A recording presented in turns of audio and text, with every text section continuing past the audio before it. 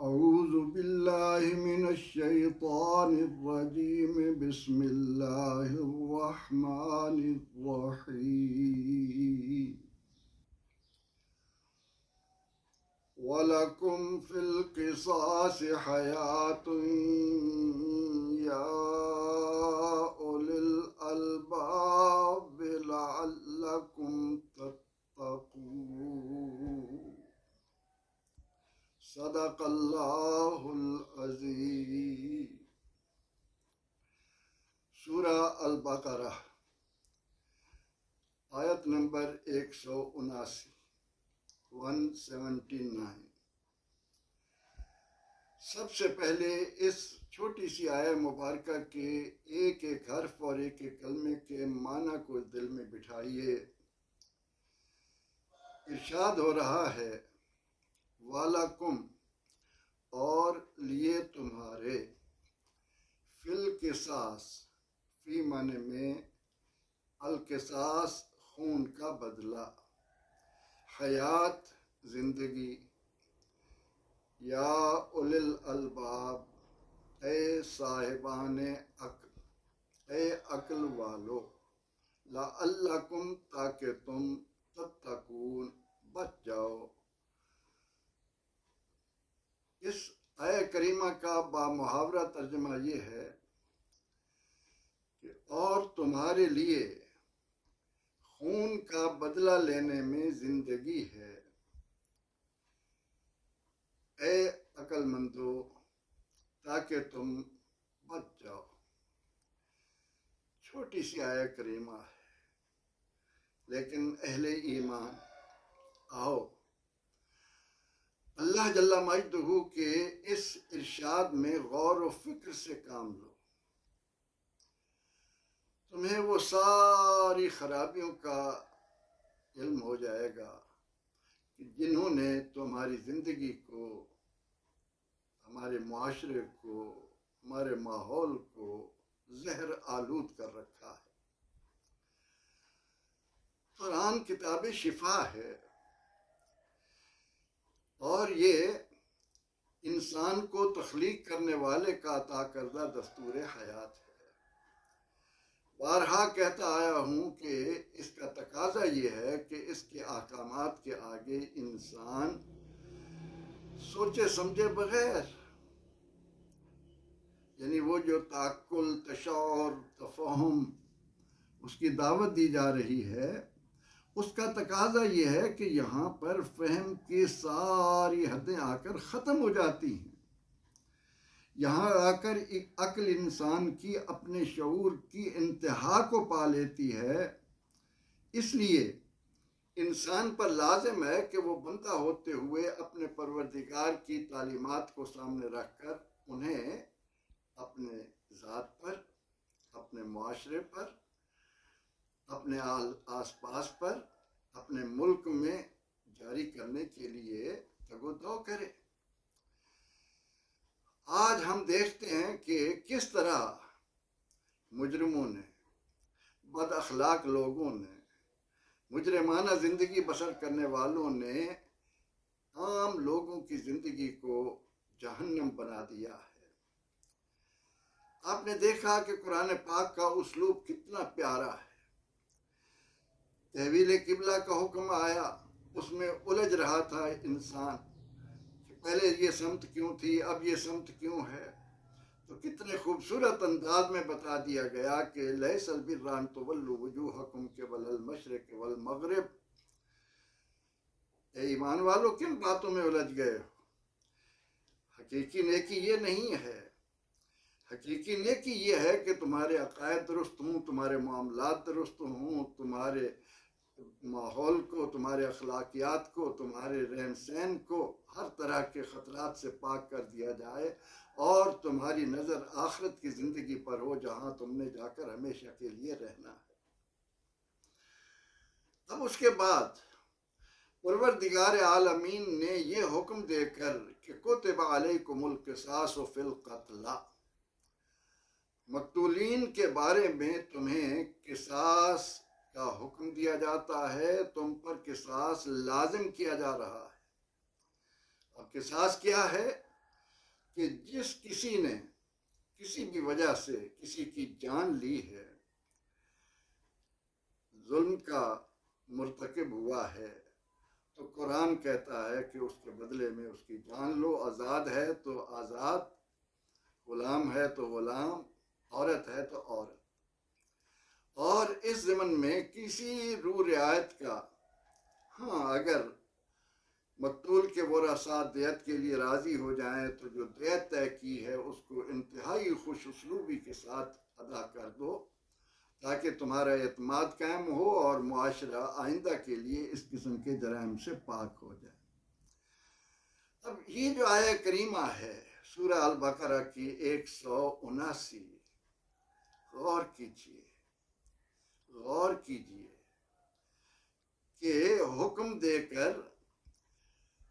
خالق کائنات وہ حکیم و علیم اعلان کرے کہ وَلَكُمْ فِي الْقِصَاصِ حیات، تمہارے لیے خون کا بدلہ لینے میں زندگی ہے اے صاحبان عقل، اور ہم نے تمہیں قصاص کا حکم اس لیے دیا ہے لعلکم تتقون، تاکہ آئندہ کے لیے تمہاری معاشرت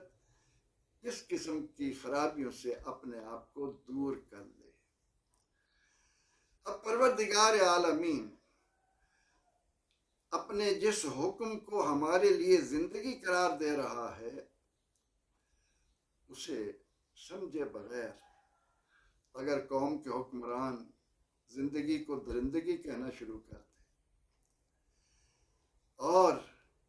اپنی عقل کو، اپنے شعور کو درمیان میں لے آئیں، تو نتیجہ کیا ہوگا کہ انسانی خون سستا ہو جائے گا، اور اس انسانی خون کی ارزانی کا یہ عالم ہوگا کہ کہیں بھی کسی کے لیے اپنی جان کا تحفظ کرنا مشکل ہو جائے۔ جو بھی آپ سے زیادہ طاقتور ہوگا اپنا غصہ مٹانے کی خاطر تمہاری جان لے لے گا۔ جس کے پاس بھی پیسے ہوں گے اسے معلوم ہوگا کہ میں انصاف دینے والوں کو خرید لوں گا، لہٰذا اس کی جان لے لینا میرے لیے کوئی معنی نہیں رکھتا۔ ہے جرم ضعیفی کی سزا مرگ مفاجات، یہ تو ہمیشہ سے ہوتا چلا آیا ہے، لیکن اگر اہل ایمان اپنے معاشرے کو ہر طرح کے جرائم سے پاک کرنا چاہتے ہیں، آج جو افراتفری دیکھی جا رہی ہے، آج جس صورتحال سے پوری قوم دوچار ہے، کسی بھی مرحلے پر ایک آدمی بینک سے پیسے لے کر نکلتا ہے، اسے نہیں معلوم گھر پہنچ پاؤں گا کہ نہیں، راستہ چلتے ہوئے ذرا سی کوئی آپس میں تکرار ہوتی ہے، معلوم نہیں رہتا کہ جان بچ پائے گی کہ نہیں۔ اس معاشرے میں انسان کی جان اتنی سستی ہو جائے، بات بات پر انسان کی جان لی جائے، اور وہاں پر قرآن کا حکم نافذ کرتے ہوئے انسان اپنے اندر رحم دلی پائے اور یہ کہے کہ جی وہ تو مرنا تھا، مر گیا، اب اس کو بچا لو۔ وہ اس کو بچا نہیں رہے، اس کے ذریعے اوروں کی جانوں کو تم داؤ پر لگا رہے ہو۔ ہمارا کام صرف اور صرف یہ تھا کہ پروردگار عالمین حکم دے اور ہم اس پر دل و جان سے عمل پیرا ہو جائیں، اور جس عمل کو ہمارا خالق کہے کہ وَلَكُمْ فِي الْقِصَاصِ حَيَاتٌ يَا أُولِي الْأَلْبَابِ، او صاحبان عقل، او صاحبان شعور، او صاحبان تدبر، غور کرو، تمہیں اللہ یہ حکم دے کر فرما رہا ہے کہ اس میں تمہارے لیے زندگی ہے۔ اور یہی حال ہے ان تمام حدود و تعزیرات کا جنہیں اسلام نے انسانی معاشرے کے لیے ناگزیر قرار دیا۔ آج اگر کوئی دل میں یہ تمنا رکھتا ہے کہ ہمارا معاشرہ انسانوں کا معاشرہ ہو، جہاں باہمی ہمدردی کا چرچا ہو، جہاں خلوص کے پیکر لوگ ہوں، جہاں ایک دوسرے کی نفع رسانی کے لیے دوڑ لگی ہو، ہر ایک کے اندر یہ ہو کہ فاستبقوا الخیرات کے مطابق نیکیوں میں آگے نکلنے کے لیے کوشاں ہو، اس طرح کا معاشرہ چاہنے کے لیے ہمیں ان حدود و تعزیرات کو لازم پکڑنا ہوگا۔ دنیا میں دیکھا جا سکتا ہے، آج اگر صرف سعودیہ میں ہر جرم کی سزا وہ بہت جلد انصاف کے تقاضوں کے مطابق دیتے ہیں، تو وہاں آپ دیکھ لیں کہ جرائم کی مقدار کتنی کم ہے۔ لیکن پاکستان اس آیہ کریمہ کے حوالے سے میں چیخ چیخ کر بلند آواز سے آپ کو خدا کا واسطہ دے کر کہہ رہا ہوں کہ اگر اس پیارے ملک کو امن کا گہوارہ بنانا ہے، اس ملک میں ہر آدمی کی جان، مال اور آبرو کے تحفظ کا ارادہ ہے، اس معاشرے میں اگر تم یہ چاہتے ہو کہ انسانوں کا معاشرہ ہو، ہر طرف پیار اور محبت کو فروغ ہو، تو ان حدود و تعزیرات کو جو اسلام نے انسان کو عطا کیے ہیں ان کو لاگو کرنا ہوگا۔ اب قرآن نے کہا کہ اگر کوئی چور چوری کرنے کا مرتکب ہو تو اس کا ہاتھ کاٹ دو۔ ہم نے یہ کہہ کر آنکھیں بند کر لیں کہ پھر تو کسی کا ہاتھ محفوظ نہیں رہے گا۔ سوچا یہ لفظ بول کر آپ نے کتنی بڑی بات کہہ دی۔ اس کا مطلب یہ ہے کہ یہ ملک چوروں کا ملک ہے۔ اللہ نے حکم دیا کہ اگر کوئی ڈاکہ ڈالتا ہے تو اس کا ایک ہاتھ اور ایک پاؤں کاٹ دو۔ ہم نے کہا نہیں جی، یہ تو درندگی ہے جی، یہ کس طرح زندگی گزارے گا، اس کا ہاتھ کٹ گیا، ایک پاؤں کٹ گیا۔ آپ نے یہ نہیں سوچا کہ اگر ایک بار کسی چور کا ہاتھ کاٹ دیا جائے تو اوروں کو معلوم ہوگا کہ اگر میں نے اس فعل کا ارتکاب کیا، اگر میں چور بنا تو میرا ہاتھ سالم نہیں رہے گا، میری بقیہ زندگی شرمندگی بن جائے گی۔ اگر ڈاکو کو معلوم ہو کہ میں نے اگر ڈاکہ ڈالا اور اس کے بعد میرا ایک ہاتھ اور ایک پاؤں کٹ جائے گا، کسی کو جرأت نہیں ہوگی۔ اگر کوئی جان لے اس کے بدلے میں اس کو معلوم ہو۔ یہ انسانوں کا معاشرہ، یہاں کتنے واقعات آپ کو روزانہ دیکھنے کو ملتے ہیں کہ لوگ دندناتے پھر رہے ہیں۔ وہ کہتے ہیں جی میرے پاس اتنے لاکھ روپے موجود ہیں اور میں نے اگر تمہاری جان لے لی تو میں ان پیسوں کی بدولت تمہیں بھیج دوں گا۔ انصاف دینے والے میرے جیب میں ہیں، ان کی جیبوں میں اتنی رقم ڈالوں گا، مجھے کچھ نہیں ہوگا۔ پروردگار عالمی وہ جس قدر بندوں سے پیار کرتا ہے، اس نے جس انداز میں تمہیں زمین پر نیابت بخشی ہے، ہمارے لیے ہر طرح کی فلاح کے سامان اس کا حکم ماننے میں ہے۔ یہ آیہ کریمہ اگرچہ مختصر سی ہے، لیکن اپنے معنوی اعتبار سے، اپنی تشریحی اعتبار سے، اپنی تفسیری اعتبار سے اتنی وسعتیں اپنے اندر لی ہوئی ہے۔ غور کیجئے اللہ رب العزت کیا فرما رہا ہے کہ تمہارے لیے بدلہ لینے میں، اور بدلہ اپنے طور پر نہیں، یہ حکومت کی ذمہ داری ہے۔ آپ ہی نے دیکھا کہ نبی اکرم رحمت عالم صلی اللہ علیہ وسلم کی حرمت کے متعلق قانون تو بنا دیا، لیکن اس پر اس کی روح کے مطابق عمل نہ ہونے کی بنا پر آئے روز قرآن کے صفحات کی بے حرمتی ہو رہی ہے۔ آئے روز کوئی نہ کوئی بدبخت پیغمبر رحمت صلی اللہ علیہ وسلم کے بارے میں گندی زبان کھول رہا ہے۔ کیوں؟ اسے معلوم ہے کہ یہ وہ معاشرہ ہے کہ جس کے پارلیمان میں صرف قانون بنائے جاتے ہیں، ان پر عمل نہیں ہوتا۔ وہ قوانین اس لیے نہیں ہوتے کہ معاشرے میں نافذ کیے جائیں گے اور لوگوں کو معلوم ہوگا کہ ان جرائم کی یہ سزا اگر نہ ملی تو ہمیں کھلی چھٹی ہے۔ اللہ رب العزت نے اپنے اس فرمان میں جس بات کو ہمارے لیے زندگی قرار دیا ہے، اس زندگی کو اس قوم کا کوئی بھی بدبخت لیڈر یہ کہہ دے کہ وہ درندگی ہے، تو وہاں یہی حال ہوگا۔ وہاں آئے روز کوئی محلہ، کوئی گھر، کوئی گلی، کوئی بازار، کوئی بستی، کوئی قصبہ، کوئی شہر کہیں بھی امان نہیں ہوگی، ہر جگہ مجرم دندناتے پھریں گے، ہر جگہ ظلم اور جبر کا قانون ہوگا، ہر جگہ طاقتور کمزور کو دبانے کے لیے اپنی پوری صلاحیتیں وقف کرے گا۔ اسے معلوم ہے کہ مجھے اس جرم کے بدلے میں کوئی سزا نہیں ملے گی، میرا تعلق اشرافیہ سے ہے، میں وڈیروں میں ہوں، میری جان بچ جائے گی، میری اولاد جو من مانی کرے وہ کرتی پھرے۔ پروردگار عالمین نے اہل ایمان کو قصاص کے احکام دے کر کہ جان کے بدلے جان، اور پھر یہ اعلان کہ وَلَكُمْ فِي الْقِصَاصِ حَيَاةٌ، آیت کریمہ کے اس حصے کو ایک سلوگن کے طور پر ہر شہری کی زبان پر ہونا چاہیے، ہر شہری ہر مقام پر یہ کہتا ہوا نظر آئے کہ لوگوں، اللہ نے یہ فرمایا ہے کہ وَلَكُمْ فِي الْقِصَاصِ حَيَاةٌ، تمہارے لیے بدلہ لینے میں زندگی ہے، جرائم کی سزا شریعت کے مطابق آج دینا شروع کر دو، کل دیکھو کہ تمہارے بازار کتنے پرسکون ہو جاتے۔ یہ اسلام کا ہی ضابطہ تھا کہ وہ معاشرہ جس میں بات بات پر جرم ہو رہا تھا، جہاں ہر طرف درندگی تھی، جہاں ہر طرف ظلم ناچ رہا تھا، اسلام نے آ کر